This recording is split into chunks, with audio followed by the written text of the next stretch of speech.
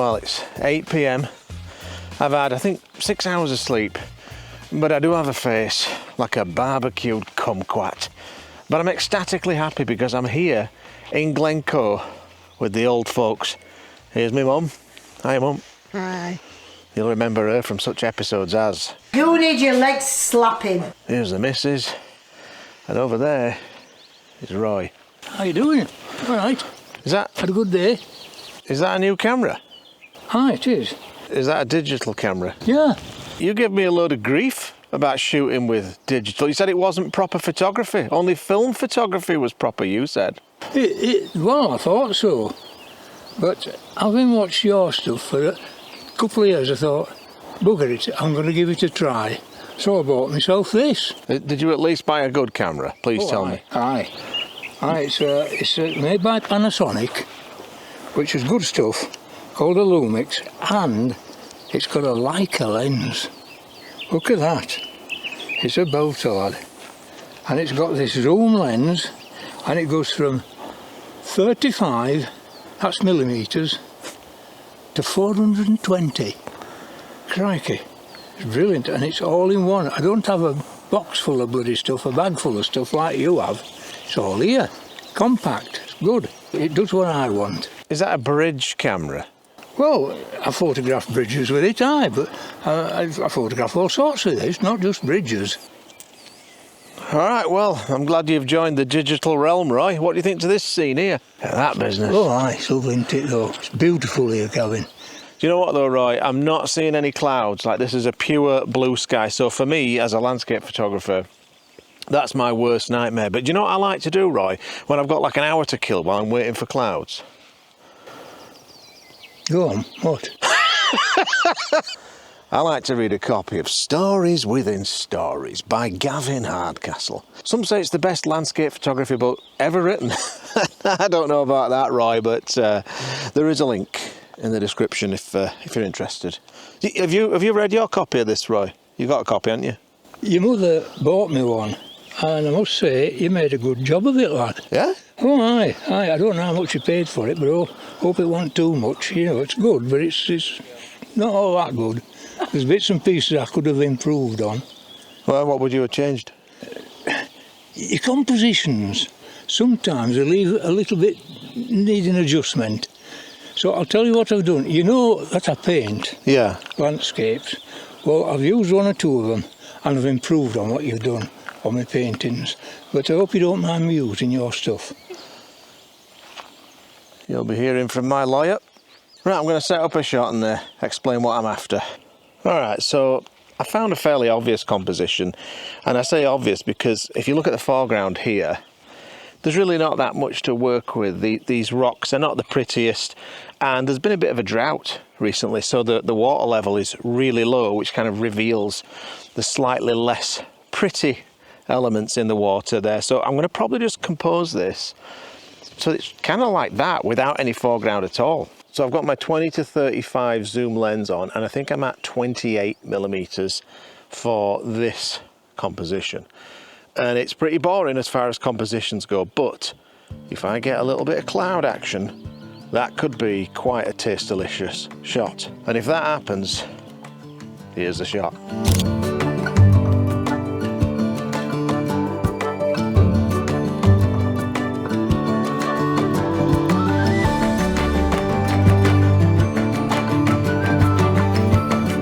Wondering where those clouds came from? Well, I shot this the day before, but Roy was still busy showing off his new gadgets. Oh, is that a polarizer? Aye. Yeah. It's one of those circular ones you were on about, so. Yeah. But I use that on my film cameras, and it fits this one, would you believe? Bargain. It was, aye. I'm impressed with it so far. You like it? What? How old is that, Roy? I looked it up. I think it must be getting on 20-year-old. So it does all I want. So it's an antique. You bought an antique for your first digital camera. Oh, I won't call it that. I've got a drawer full of antiques, haven't I? My 35 mils I was showing you. But it does what I want. Well, maybe you'll show me your picture that you got of this, and we'll show it to the audience. That's one that I took in Perthshire. That's quite nice. So what do you think about composition then? Well, it's not bad, Roy. You know. Well, there you go. It's you know, it's not bad. Right, let's find you something else then. That one is Loch Tummel, and that's also in Perthshire. There's a lot of sky in that one, isn't there, Roy? I like my skies, as you do. There's not much going on in that sky though, is there? There's enough. Yeah, I can't deal with this anymore, Roy. The midges are too bad. Oh, they get at me as well. Let's go back to the shack.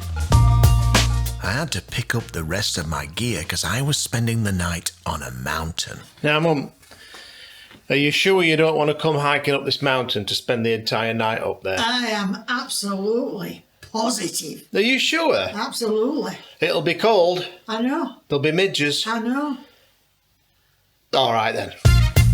Not that many people are stupid enough to spend a night alone on top of a mountain in the Scottish Highlands. I'm one of them. And I think you basically just follow this fence all the way up there and then all the way up there till I can get to that. So the idea is to be up there for sunrise, shooting across towards that peak. So I'm going to go up now, just before sunset, spend the entire night there alone, freezing on a mountain in the hopes that I get a sunrise. And it's not looking good because the cloud cover at 4 a.m. is just patchy. So I might get absolutely nothing, but you never get anything unless you try, do you? So I'm going to pack up my bag and hoof it up there, hopefully before it gets dark.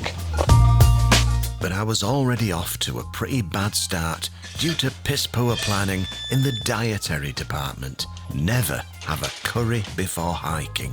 I'm not going to lie to you, I deeply regret my chicken korma dinner. Not because it was bad, it was fantastic, but I only gobbled it down an hour and a half ago. And hiking on curry belly, it's not recommended, it really isn't. But what choice have you got? I'm here now. I can see two other hikers on their way up, so I'm just going to follow them. But look at the pace. I can't keep up with that pace with my curry belly. But I brought some sausage rolls, you know, just in case I get hungry, and a Kit Kat, and maybe a chicken samosa. Other than that, you know, lightweight. Just look at that. Buckleted moor, absolutely majestic. All I need for an epic sunrise is some cloud. Oh, look at these guys. I don't know if you can see that. They're already up there. Unbelievable. Oh, what I would give to be 30 years younger and 50 pounds lighter and not to have a chicken korma in me guts.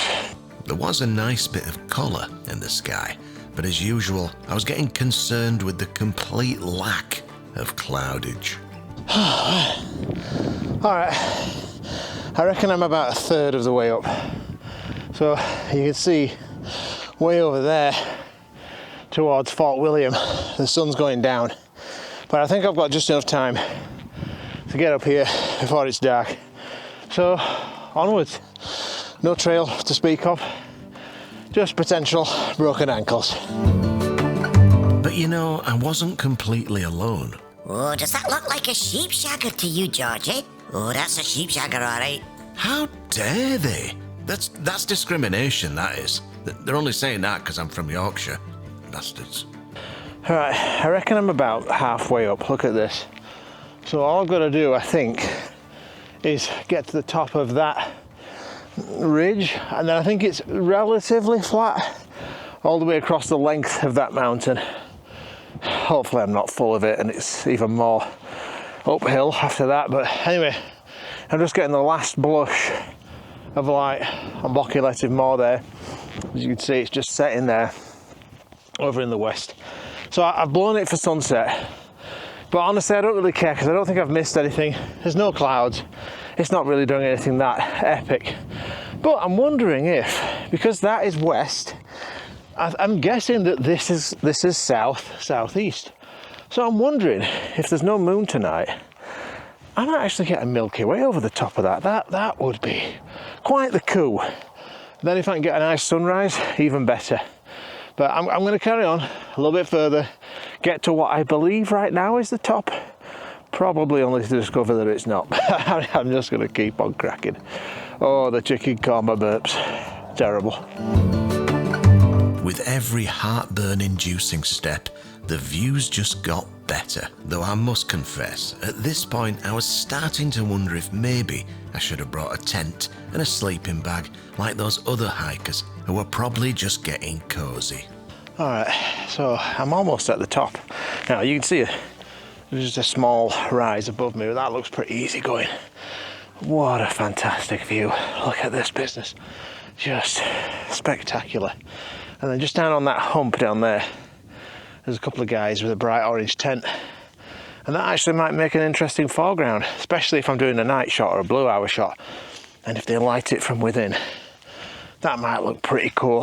So there's a lot to work with here for foreground, but I don't want to lose the beautiful river that snakes through the valley. And right here, when I'm further back on this ledge, I lose that. Even though there's some really interesting rocks up here, all covered in lichen. Subscribe. It's been a while, I know, a bit rusty. But yeah, lots to work with, but I really want to keep that river in the shot. So we'll see. I might go to the top, see what I've got there, and then if I can't find the foreground that I want, I'll probably come back down here and work with this. But I've probably only got about 30 minutes before it gets as dark as it's going to get. Now right now this is May, late May, so I don't know how dark it's going to get. I don't know if it's going to get fully dark at this time of year this far north, but if I can just see a few stars, that would be a fantastic shot. Anyway, onwards and upwards. All right, I've gone about as high as I think I need to go. I was completely kidding myself about the summit. That's the summit. Another hour. But I don't really want to go that far because look at this. This is absolutely perfect. I've got the mountain. Hopefully you can just see the river snaking through the valley, and then I've got all of this lichen covered rock. And the thing is, if I get too close, well, if I open this up, you can see the highway down there.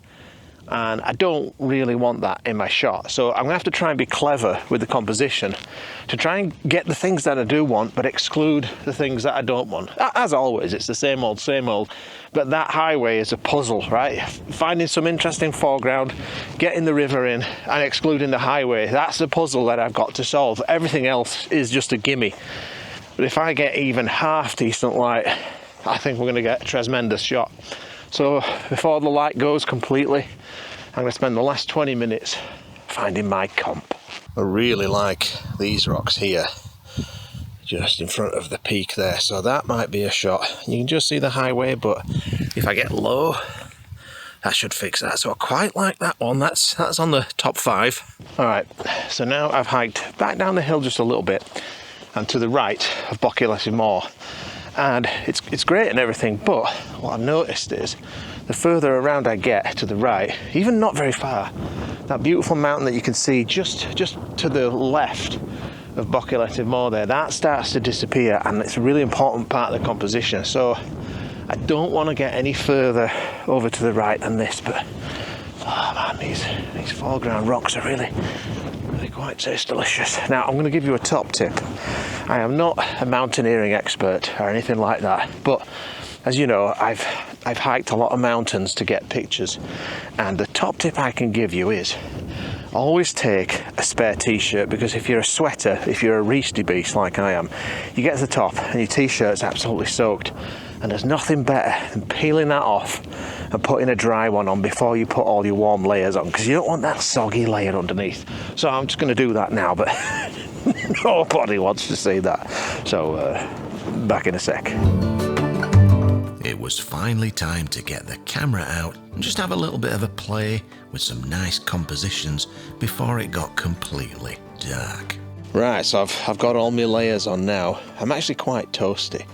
The wind has just completely stopped, and with all these layers I'm actually maybe even a little bit uncomfortably hot. But it comes and goes, so if it comes I'll put my gloves on, and that's as warm as I can possibly get. I wish I'd brought a jet boiler. I could make some hot coffee, not for now but at 4 o'clock in the morning.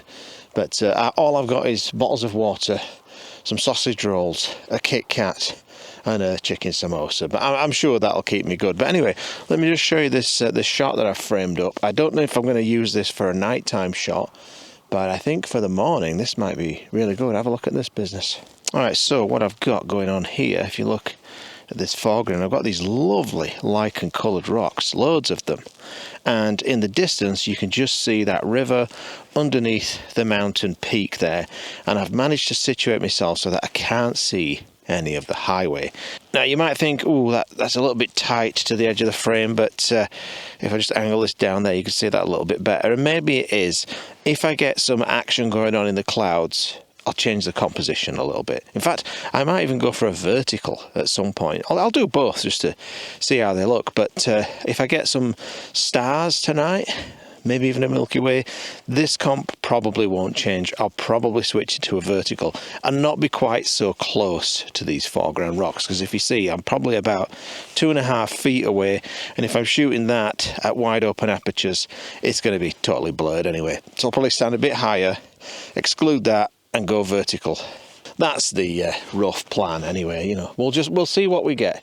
It's super hazy up here tonight, and I don't know if I get some directional light in the morning, that might even create light rays. Who knows? But what better place to spend a night alone on a mountainside in the summer in Scotland?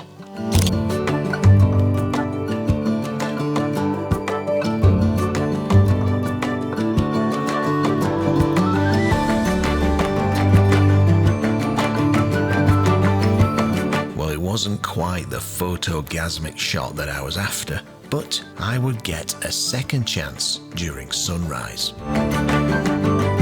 Not long after sunset, the temperature plummeted, so I did what I could to get cosy. Alright, now it's almost 11 PM, and I know what you're thinking. You're thinking, Gavin, what are you going to do for the next 5 hours before sunrise? Well, if you think about it, it's probably pretty obvious. And that is, I'm going to read a copy of Stories Within Stories by Gavin Hardcastle. It really is the best landscape photography book ever written and can be shipped to your door signed. There's a link in the description below. Yeah, I'll just read that with my headlamp. And eat chocolate and wait for the stars. I was starting to wonder though if this hill was haunted. Voices, slapping noises, grunts and groans. What could it be? It seemed to be coming from the direction of that tent. Don't know what it was. Well, it's just gone midnight, and the wind's picked up a little bit. It's got quite a bit colder, but it's still not bad. I'm sheltered in this little alcove in this rock. You probably can't see. Oh, there you go. Just see this little rock behind me, this big rock face. So that's blocking out the worst of it. I've got all my layers on. I've tucked into the sausage rolls, but I didn't want to wash it down with cold water because that would lower my temperature. But I'm going to wait till just before dawn, before I eat my Kit Kat, you know, because that sugar boost will go down bloody great. So yeah, just maybe I would say 2.5 hours now to wait before I start to see, hopefully, a little bit of light on yonder horizon, just as we get that sort of pre-glow for the sunrise. And then maybe we'll get some pyrotechnics. Now, you can't see it, there's no point me even trying to show you, but there are plenty of clouds now. Not too many, just the right amount of clouds to light up the sky for sunrise. So if that just stays as it is right now, I will be ecstatic. Back in a bit. Oh, it's 4 AM. I've had 6 minutes of sleep. And I do have a face like a partially digested sausage roll. And I've almost finished a pack of mini sausage rolls for my breakfast to try and generate some level of heat. I really wish I'd brought a jet boil. Anyway, we still have some completely clouded over at about 2 AM. And we've still got a few clouds left. Let me show you this. So there's not much over there where the peak is, but you can see this one up here and a little bit over there. So I'm basically just playing a game of guess where the sunrise will be. I'm not quite ready to make a solid guess yet, but man, I hope it comes up soon because I'm bloody gibbering. I should have brought one of those space blankets. I'm definitely going to get one of those. later on today. Anyway, time for another sausage roll. Delicious. We should get some light. I mean, you can just see a little bit of light, very soft light, hitting the peak. It's kind of face on. And you'll see the same in these here. I just wish I had a little bit more of this cloud right there. But I'm hopeful. I'm hopeful that we might get something nice happen this morning. And when that sun pops up, I'm hoping to get some nice warm rays of light. I'm not going to lie. I'm gibbering. In fact, you know what? I think it's time for me. I think it's time for me emergency Kit Kat. This is an emergency. I'm bloody freezing. Where is it? Oh, let me rummage. There you go. The Kit Kat chunky. Sadly, it's a Canadian Kit Kat. I bought this in Halifax Airport. But, you know, beggars can't be choosers. And I need that little energy boost right now. So, oh, it's pretty sad looking, is that? You know when they melt and then they harden again, and then they melt and harden again. Oh, it smells good though. I'm going to enjoy this. Oh. Delicious.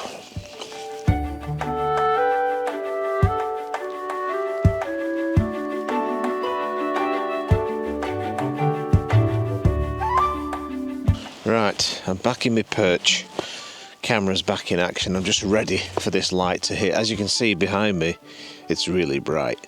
So I just need that sun to pop up and maybe cut through some of these clouds. So there's quite a lot of cloudage way out in the east blocking that sun. And as soon as it finishes blocking it, I should get a blast of light. Now, one thing I found interesting last night, if you look at this, hopefully you could see this, I'll just reframe that.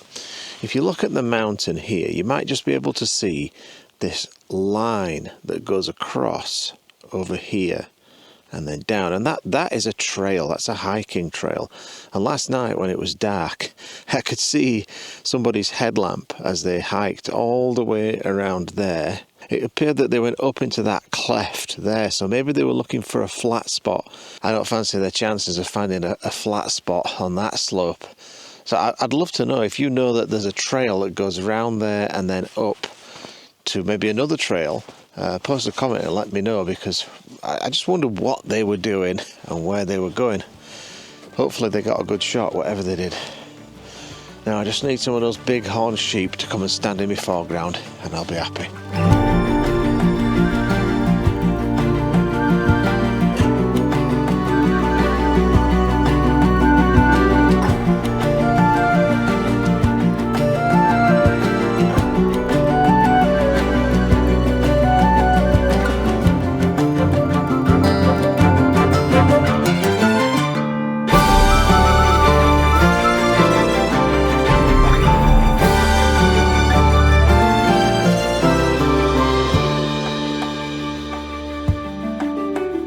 So it's not quite the extravaganza I was hoping for, but it is pretty spectacular. I mean, look at that business. Anyway, so I've framed up another shot that's a little bit further away from where I was relaxing over there.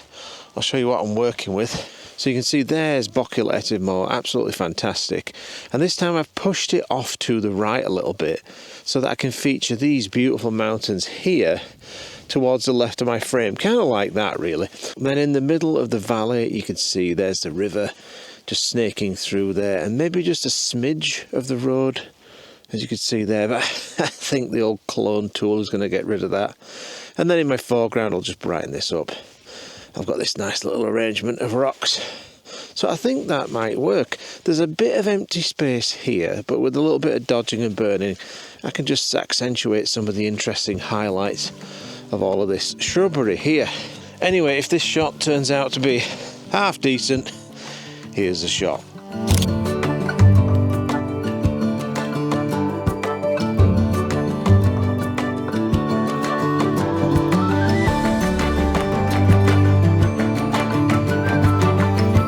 Well, not too bad, but again, I really felt that I could do better. So I stuck around to see what I could find. Well, I really enjoy this shot actually. The clouds are kind of sparse, But every now and then they just waft in and still catch that light. The light's going on for a lot longer than I thought it would, so let me just show you this one. It's quite nice. So as you can see, there's that beautiful Boculetive Moor peak pushed off to the right, and then over on the left you've got these other mountains here. But in the foreground, I'll just brighten this up, I've got this grouping of rocks, the grasses, and then this lovely little rock here with a tiny one just pushed off to the left. And obviously I'm having to focus stack this because I'm quite close to this foreground rock here.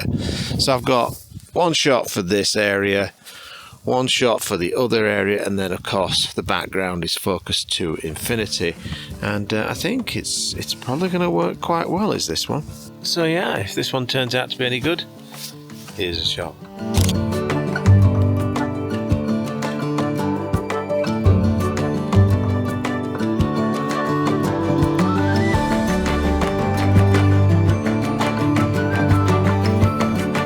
Once again, I kinda like it, but it didn't quite hit the mark, and I was beginning to wonder if I'd ever find my shot. Well, what a fantastic evening and morning here in Glencoe.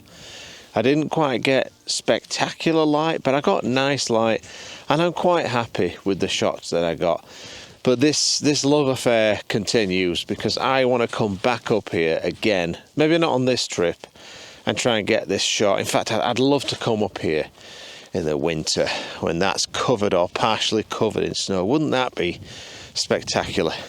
Anyway, I'm going to pack up my gear, hike back down the hill, hope that my car hasn't been broken into, and drive back into Ballyhoolish, where everybody's probably just getting up and having a fried bacon and egg breakfast right now, and some hot coffee. Oh, what I wouldn't give for some hot coffee right about now.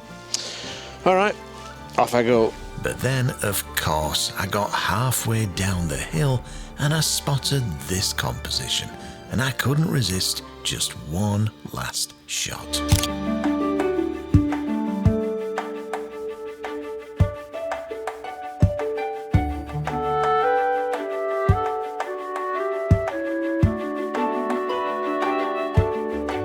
This turned out to be my favourite shot of the adventure, which I could have got just by hiking halfway up the hill early in the morning, but then you wouldn't have had the pleasure of watching me suffer.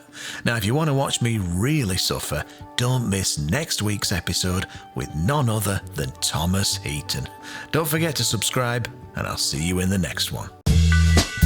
I just want to say a huge thank you to all of my Patreon supporters shown here.